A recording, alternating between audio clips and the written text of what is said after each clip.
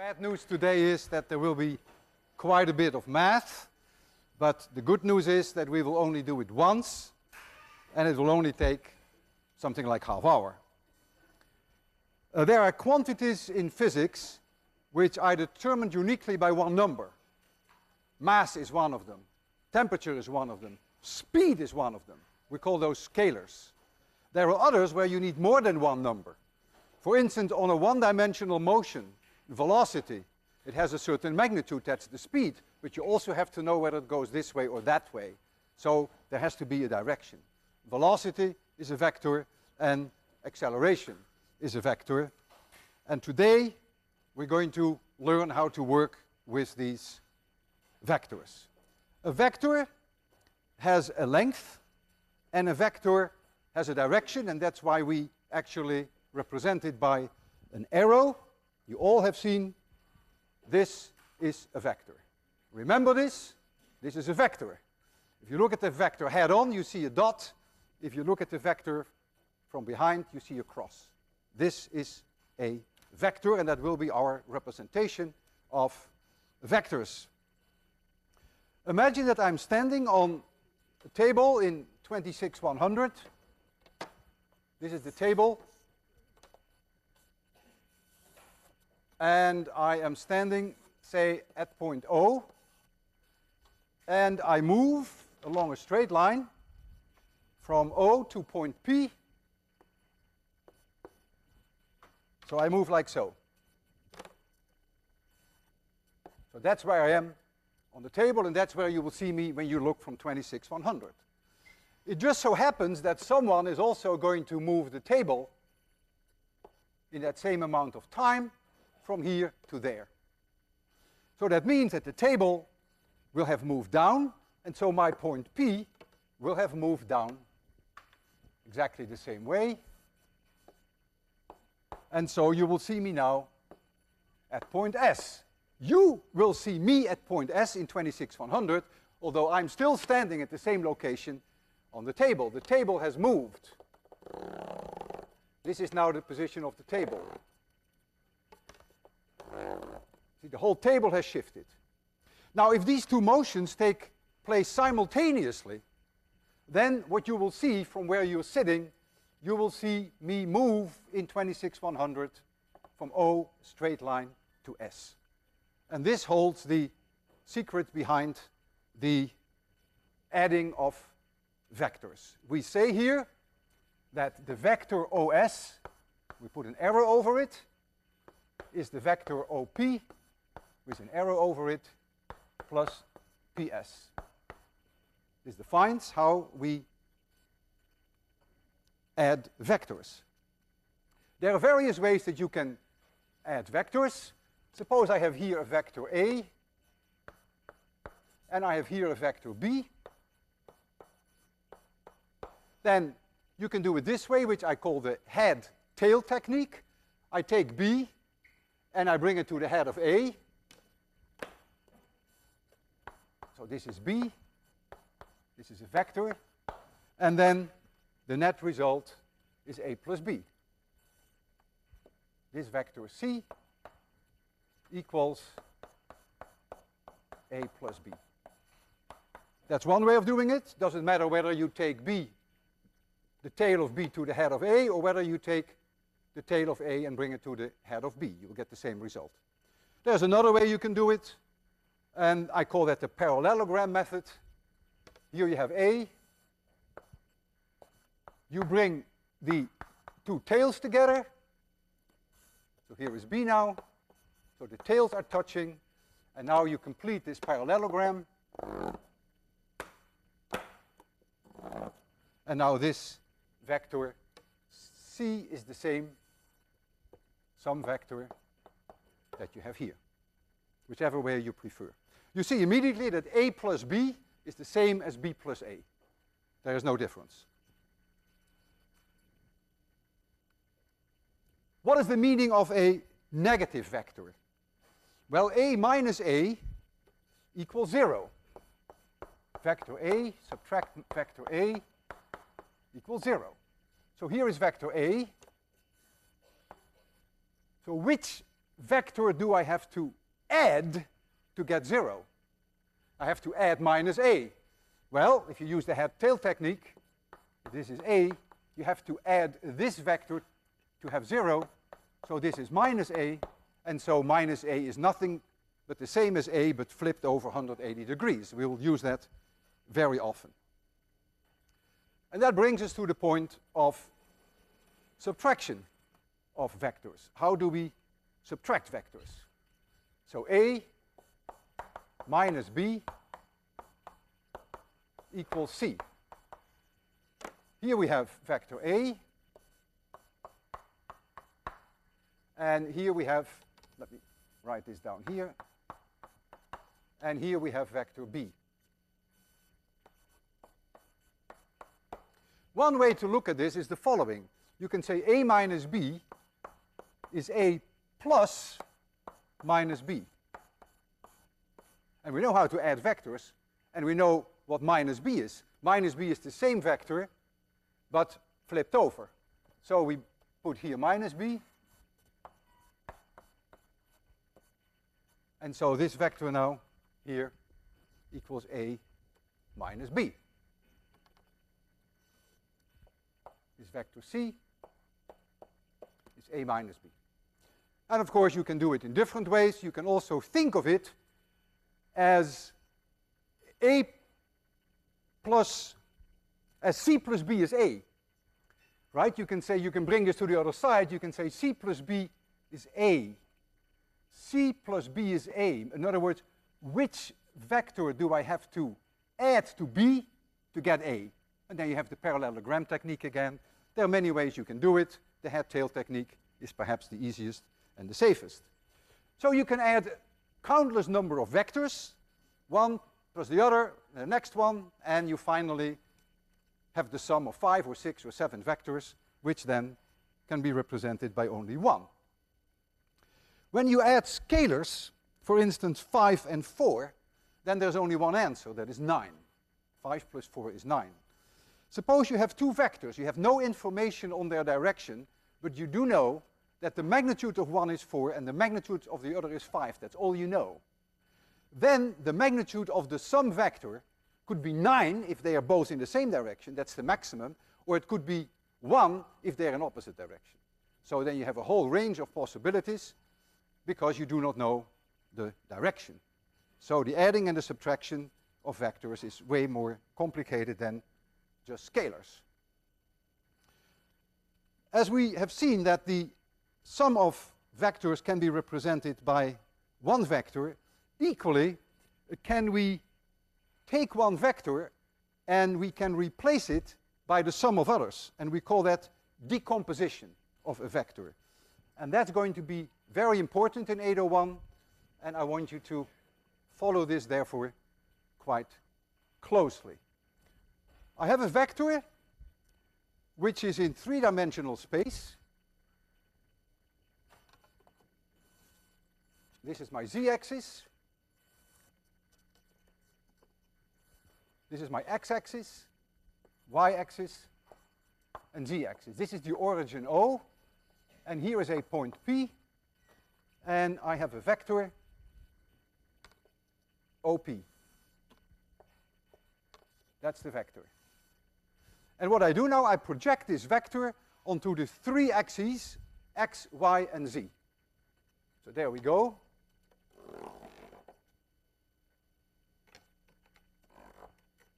Each one has its own method of doing this.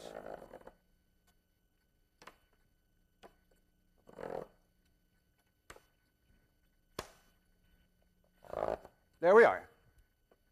I call this vector vector A.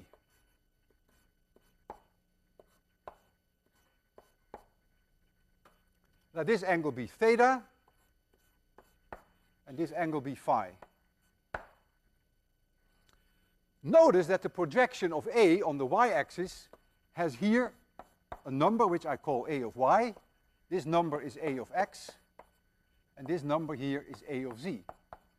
Simply the projection of that vector onto the three axes. We now introduce what we call unit vectors. Unit vectors are always pointing in the direction of the positive axis, and the unit vector in the x direction is this one. It has a length 1, and we write for it x roof. Roof always means unit vector. And this is the unit vector in the y direction, and this is the unit vector in the z direction. And now I'm going to rewrite vector A in terms of the three components that we have here. So the vector A, I'm going to write as A of x times x roof plus A of y times y roof plus A of z times z roof. And this A of x times x is really a vector that runs from the origin to this point.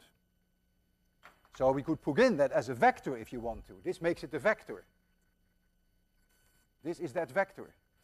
A of y times, oh sorry, it is A of x, it's this one. A of y times y roof is this one. And A of z times z roof is this one. And so the three green vectors added together are exactly identical to the vector OP. So we have decomposed one vector into three directions. And we will see that very often this is of great use in 801.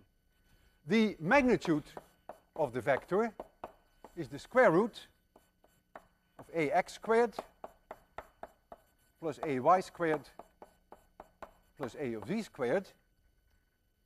And so we can take a simple example. For instance, I take a vector A. So this is just an example to see this in action. And we call A 3x roof. So A of x is 3 minus 5y roof plus 6z roof. So that means that it's 3 units in this direction. It is 5 units in this direction, in the minus y direction, and 6 in the plus z direction. That makes up a vector, and I call that vector A.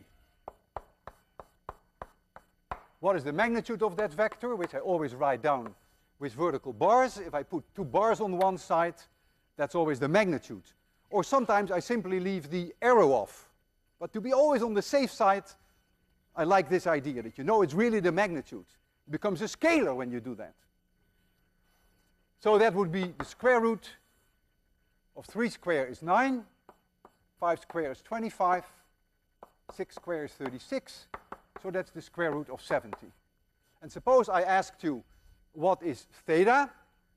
It's uniquely determined, of course. This vector is uniquely determined in 3-dimensional space. So you should be able to find phi and theta. Well, the cosine of theta, see this angle here, 90 degrees, projection. So the cosine of theta is A of z divided by A itself. So the cosine of theta equals A of z divided by A itself, which in our case would be 6 divided by the square root of 70. And you can do phi. It's just simply a matter of manipulating some numbers. We now come to a much more difficult part of vectors, and that is multiplication of vectors.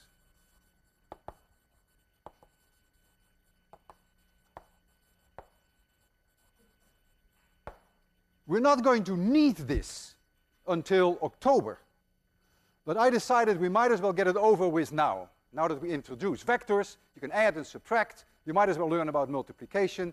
It's sort of the job is done. It's like going to the dentist. It's a little painful, but it's good for you. And when it's behind you, the pain disappears. So I'm going to talk about multiplication of vectors, something that will not come back until October and later in the course. There are 2 ways that we multiply vectors. And one is called the dot product, often also called the scalar product. A dot B, a fat dot. And that's defined as it is a scalar, A of x times B of x, just a number, plus A of y times B of y, that's another number, plus A of z times b of z, that's another number. It is a scalar. Has no longer a direction. That is the dot product. So that's method number one. That's completely legitimate, and you can always use that.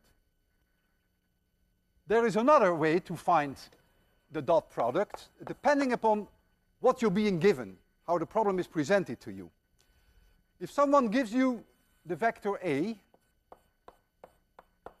and you have the vector B,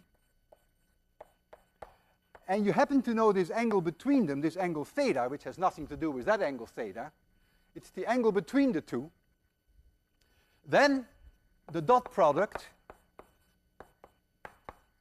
is also the following, and you may make an attempt to prove that. You project the vector B on A. This is that projection. The length of this vector is B cosine theta. And then the dot product is the magnitude of A times the magnitude of B times the cosine of the angle theta. The two are completely identical. Now you may ask me, you may say, gee, how do I know what theta is? How do I know I should take theta this angle, or maybe I should take theta this angle? I mean, what angle is A making with B? It makes no difference, because the cosine of this angle here is the same as the cosine of 360 degrees minus theta. So that makes no difference. Sometimes this is faster, depending upon how the problem is presented to you. Sometimes the other is faster. You can immediately see by looking at this, it's easier to see than looking here, that the dot product can be larger than 0, it can be equal to 0, and it can be smaller than 0. A and B are, by definition, always positive. They are the magnitude. But so it's determined by the cosine of theta. If the cosine of theta is larger than 0, well, then it's larger than 0. The cosine of theta can be 0. If the angle for theta is pi over 2, in other words, if the two vectors are perpendicular to each other, then the dot product is 0. And if this angle theta is between 90 degrees and 180 degrees, then the cosine is negative. We will see that at work, no pun implied, when we're going to deal with work in physics. You will see that we can do positive work and we can do negative work. And that has to do with this dot product. Work and energy are dot products. I could do an extremely simple example with you. The simplest that I can think of, perhaps it's almost an insult, it's not meant that way.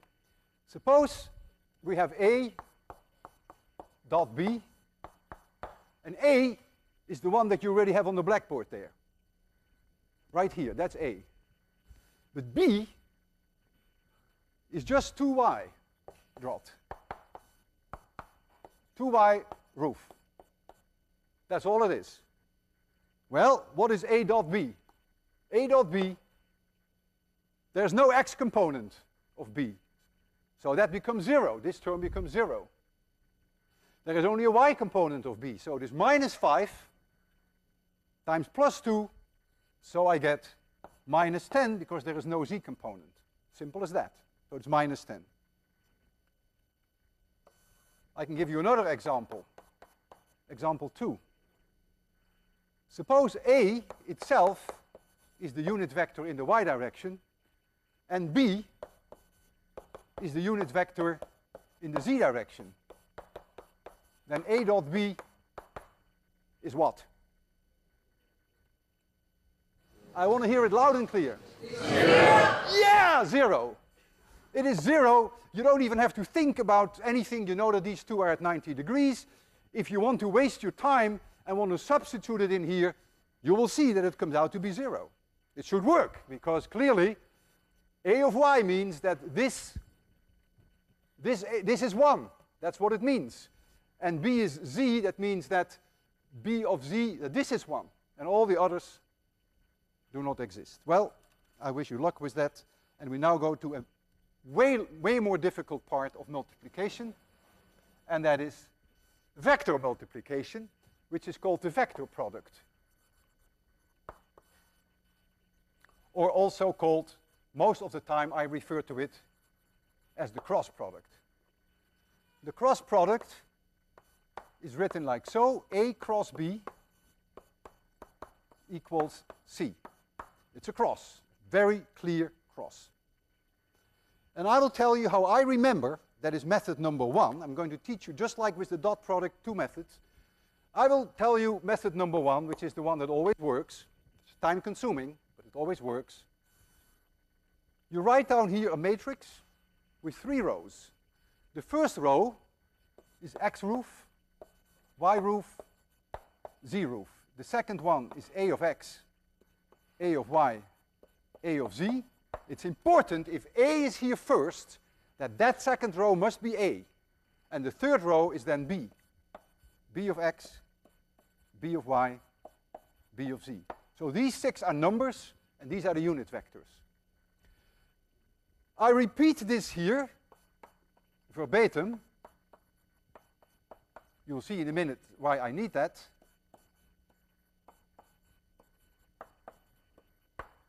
And I will do the same here.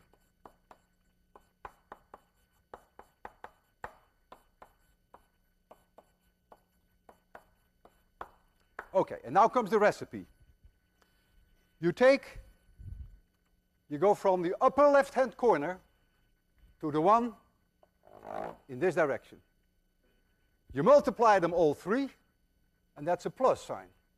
So you get AY, so C, which is the A cross B, equals AY times BZ times the X roof. But I'm not going to put the X roof in yet, because I have to subtract this one, minus sign, which has AZBY. So it is minus AZBY, and that is in the direction X. The next one is this one, AZBX.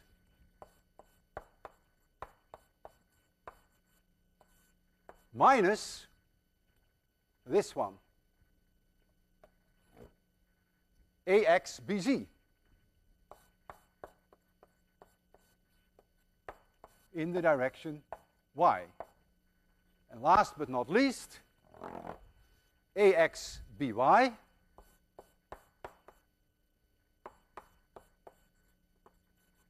minus AYBX.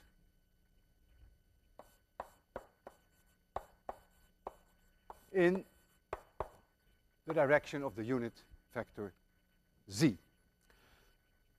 So this part here is what we call C of X. It's the X component of this vector.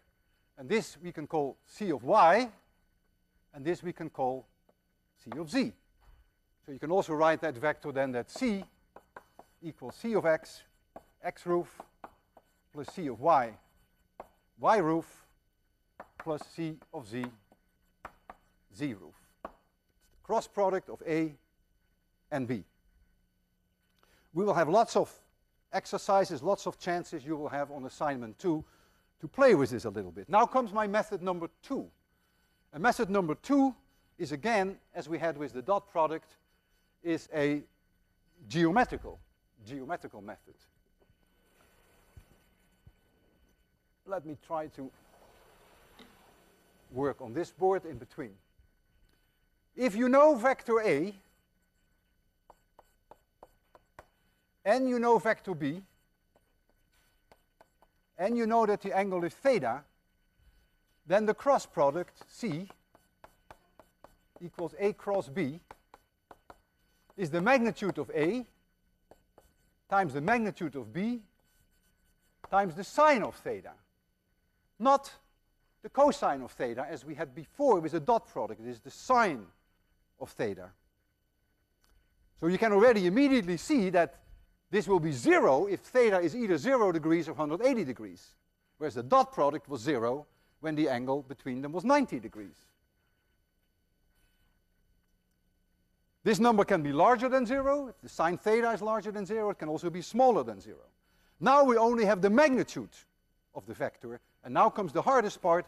What is the direction of the vector? And that is something that you have to engrave in your mind and not forget.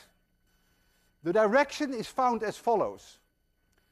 You take A, because it's first mentioned, and you rotate A over the shortest possible angle to B. If you had in your hand a corkscrew, and I will show that in a minute, then you turn the corkscrew as seen from your seats clockwise, and the corkscrew would go into the blackboard. And if the corkscrew goes into the blackboard, you will see the tail of the vector, and you will see a cross, little plus sign, and therefore we put that like so. A cross product is always perpendicular to both A and B, but it leaves you with two choices. It can either come out of the blackboard or it can go in the blackboard. And I just told you which convention to use. And I want to show that to you in a way that may appeal to ye more. This is what I have used before on my television help sessions that I've given at MIT. I have an apple, not an apple, this is a tomato. Not a tomato, it's a potato. I have a potato here, and here is a corkscrew. There's a corkscrew. I'm going to turn the corkscrew as seen from your side clockwise. And you'll see that the corkscrew goes into the potato in. That's the direction then of the vector. If we had B cross A, then you take B in your hands and you rotate it over the shortest angle to A. Now you have to rotate counterclockwise. And when you rotate counterclockwise, the corkscrew comes to you. There you go. And so the vector is now pointing in this direction. And if the vector is pointing towards you, then we would indicate that with a circle and a dot. In other words, for this vector, B cross A would have exactly the same magnitude, no difference, but it would be coming out of the blackboard. In other words, A cross B equals minus B cross A. Whereas A dot B is the same as B dot A. We will encounter cross products when we deal with torques and when we deal with angular momentum, which is not the easiest part of 801. Let's take an extremely simple example. Again, I don't mean to insult you with such a simple example, but you will get chances, more advanced chances on your assignment. Suppose I gave the vector A is x roof. It's a unit vector in the x direction. That means A of x is 1. And A of y is 0, and A of z is 0. And suppose B is y roof. That means B of y is 1. And B of x is 0, and B of z is 0. What now is the dot product, the cross product A cross B? Well, you can apply that recipe, but it's much easier to go to the x, y, z axis that we have here. A was in the x direction, the unit vector, and B in the y direction. I take A in my hand, I rotate over the smallest angle, which is 90 degrees to y, and my corkscrew will go up. So I know the whole thing already. I know that this cross product must be z roof. The magnitude must be 1, that's immediately clear, but I immediately have the direction by using the corkscrew rule. Now, if you are very smart, you may say, aha, you find plus z only because you have used this coordinate system. If this axis had been x and this one had been y, then the cross product in x and y would be in the minus z direction. Yeah, you're right. But if you ever do that, I will kill you. You will always have to work with what we call a right-handed coordinate system. And a right-handed coordinate system, by definition, is one whereby the cross product of x with y is z, and not y minus z. So whenever you get in the future involved with cross products and torques and angular momentum, always make yourself an x, y, z diagram. for which x cross y is z. Never, ever make it such that x cross y is minus z. You're going to hang yourself. Because for one thing, that wouldn't work anymore. So be very, very careful. Must work, if you use the right-hand corkscrew rule, make sure you work with the right-handed coordinate system. All right. Now the worst part is over. And now I would like to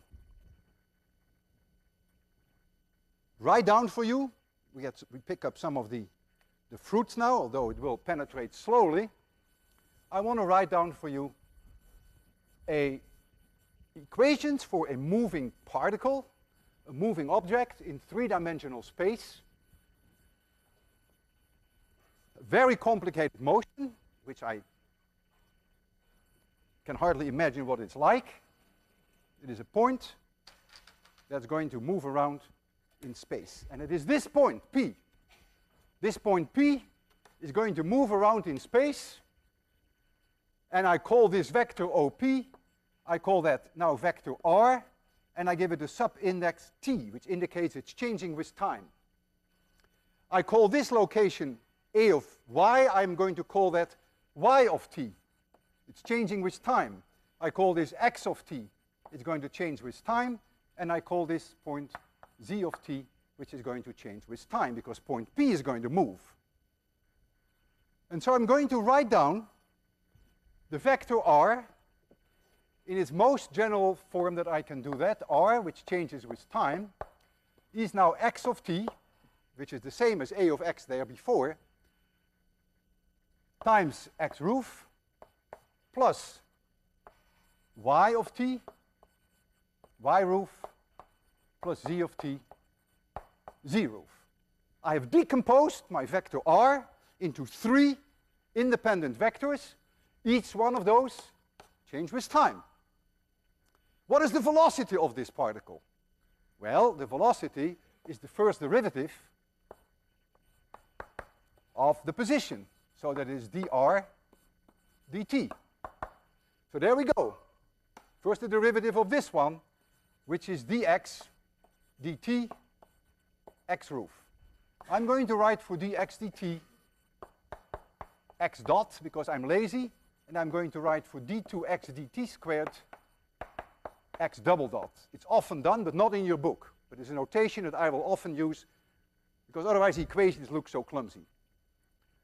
Plus y dot times y roof plus z dot times z roof. So z dot is dz dt. What is the acceleration as a function of time? Well, the acceleration as a function of time equals dv dt. So that's the second derivative of x versus time. And so that becomes x double dot times x roof plus y double dot times y roof plus z double dot times z roof. And look what we have now accomplished. It looks like minor, but it's going to be big later on. We have a point P going in three-dimensional space. And here we have the entire behavior of the object as it moves its projection along the x-axis. This is the position, this is its velocity, and this is its acceleration.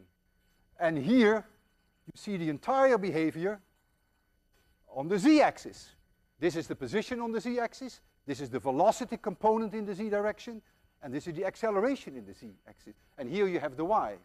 In other words, we have now a three-dimensional motion we have cut into three one-dimensional motions. This is a one-dimensional motion. This is a behavior only along the x-axis, and this is a behavior only along the y-axis, and this is a behavior only along the z-axis, and the three together make up the actual motion of that particle.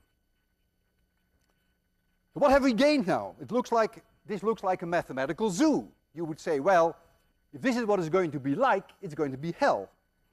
Well, not quite. In fact, it's going to help you a great deal. First of all, if I throw up a tennis ball in class, like this, then the whole trajectory is in one plane, in the vertical plane.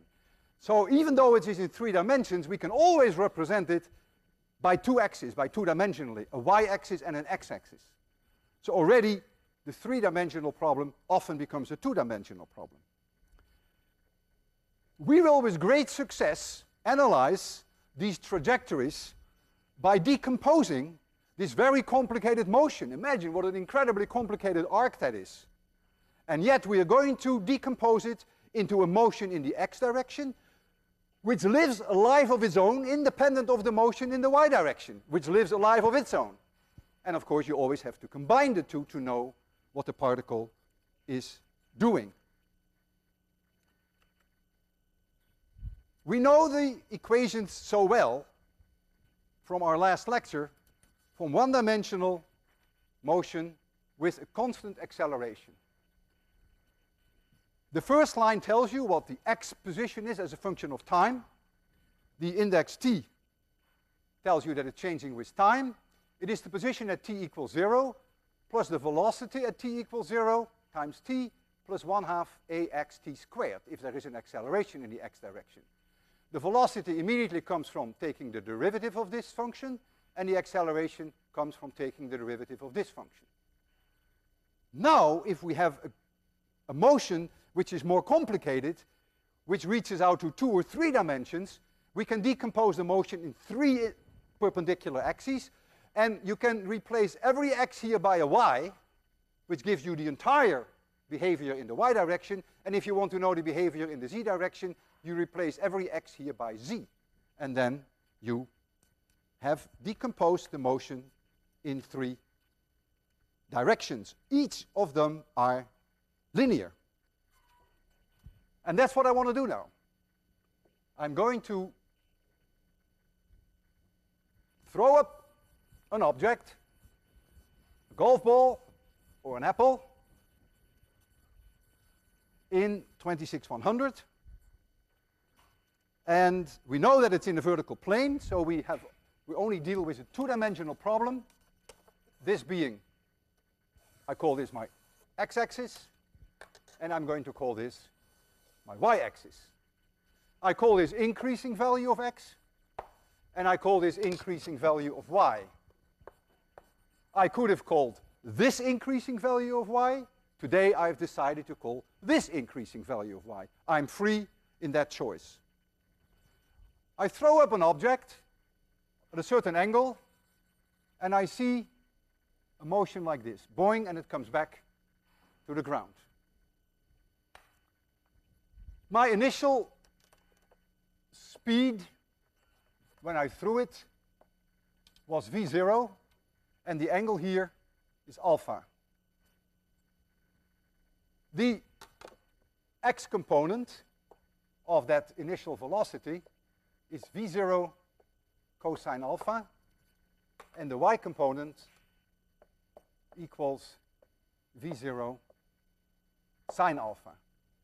So that's the begin velocity in the x direction, and this is the begin velocity in the y direction.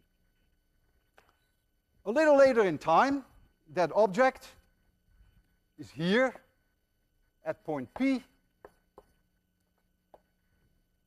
and this is now the position vector, which we have called r of t. That's this vector.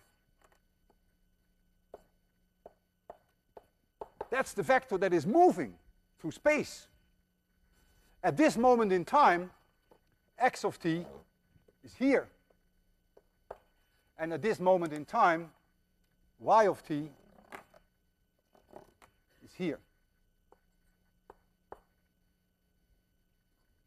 And now you're going to see, for the first time, a big gain by the way that we have divided the 2 axes, which live an independent life. First, x. I want to know everything about x that there has to be known. I want to know where it is at any moment in time, velocity and the acceleration, only in x. First, I want to know that at t equals 0. Well, at t equals 0, I look there. x0, I can choose that to be 0. So I can say x0 is 0, that's my free choice. Now I need v0x. What is the velocity? The velocity at t equals 0, which we have called v0x, is this velocity, v0 cosine alpha, and is not going to change. Why is it not going to change? Because there is no a of x. So this term here is 0. We only have this one. So at all moments in time, the velocity in the x direction is v0 cosine alpha. And the a of x equals 0. Now I want to do the same in the x direction for time t. Well, at time t, I look there at the first equation. There it is. x0 is 0. I know v0x, that is v0 cosine alpha. So x of t is v0 cosine alpha times t. But there is no acceleration, so that's it. What is vx of t? The velocity in the x direction at any moment in time. That is that equation. That is simply v0x. It is not changing in time because there is no acceleration. So the initial velocity at t0 is the same as t seconds later. And the acceleration is 0. Now we're going to do this for the y direction. And now you begin to see the gain for the decomposition. In the y direction, we change the x by a y. And so we do it first at t equals 0. So look there. This becomes y0, I call that 0. I can always call my origin 0. I get v0y times t. Well, v0y is this quantity, it's v0 sine alpha, v0 sine alpha. This is v0 sine alpha, that is the velocity at time 0, and this is 0. At time 0, this is 0 at time 0. What is the acceleration in the y direction at time 0? What is the acceleration? That has to do with gravity. There is no acceleration in the x direction, but you better believe it, there is one in the y direction. So only when we deal with the y equations does this acceleration come in. Not at all when we deal with the x direction. Well, if we call the acceleration due to gravity g equals plus 9.80, and I always call it g, what would be the acceleration in the y direction, given the fact that I call this increasing value of y? Minus 9.8, which I will also say, always call minus g, because my g is always positive. So it is minus g. So that tells the story at t equals 0 in the y direction. And now we have to complete it at time t equals t. At time t equals t, we have the first line there. y0 is 0. So we have y as a function of time. y0 is 0. So we don't have to work with that. Where is my? So this is 0. So I get v0y times t. So I get v0 sine alpha times t plus 1/2, but it is minus 1/2 gt squared. And now I get the velocity in the y direction at time t. That is my second line. That is going to be v0 sine alpha minus gt, and the acceleration in the y direction at any moment in time equals minus g. And now I have done all I can to completely decompose this complicated motion into two entirely independent one-dimensional motions.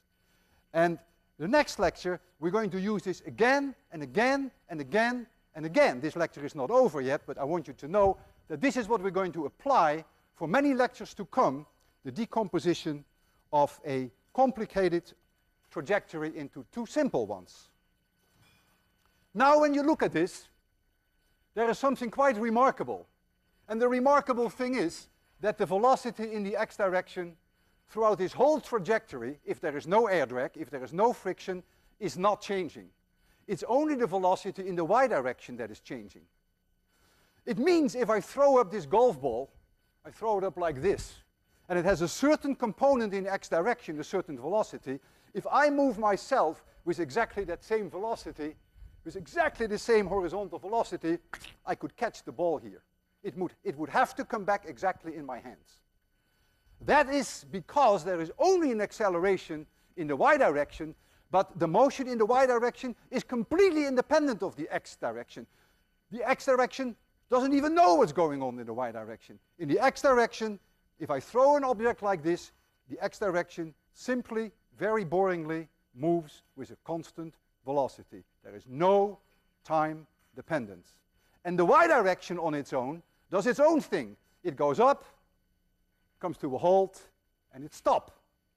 And of course, the actual motion is the sum, the superposition of the two. We have tried to find a way to demonstrate this quite bizarre behavior, which is not so intuitive, that the x direction really lives a life of its own. And the way we want to do that is as follows. We have here a golf ball, a gun. We can shoot up the golf ball. And we do that in such a way that the golf ball, if we do it correctly, exactly comes back here. That's not easy. That takes hours and hours of adjustment. The golf ball goes up and comes back here. Not here, not here, not there. That's easy. You can shoot it up a little at an angle and the golf ball will come back here. Once we have achieved that the golf ball will come back there, then I'm going to give this car a push. And the moment that it passes through this switch, the golf ball will fire. So the golf ball will go straight up, as seen from the car. But it has a horizontal velocity, which is exactly the same horizontal velocity as the car. So the car are like my hands. As the golf ball goes like this, the car stays always exactly under the golf ball. Always exactly under the golf ball. And if all works well, the ball ends up exactly on the car again. Let me first show you, otherwise if that doesn't work, of course it's all over, that if we shoot the ball straight up, that it comes back here. If it doesn't do that, I don't even have to try this more complicated experiment. So here's the golf ball. I'm going to fire the gun now.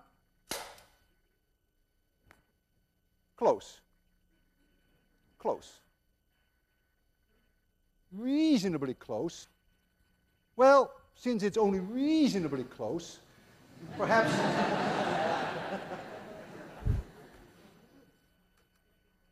perhaps it would help if we give it a little bit of leeway. There goes the gun. Here comes the ball. And this is just in case.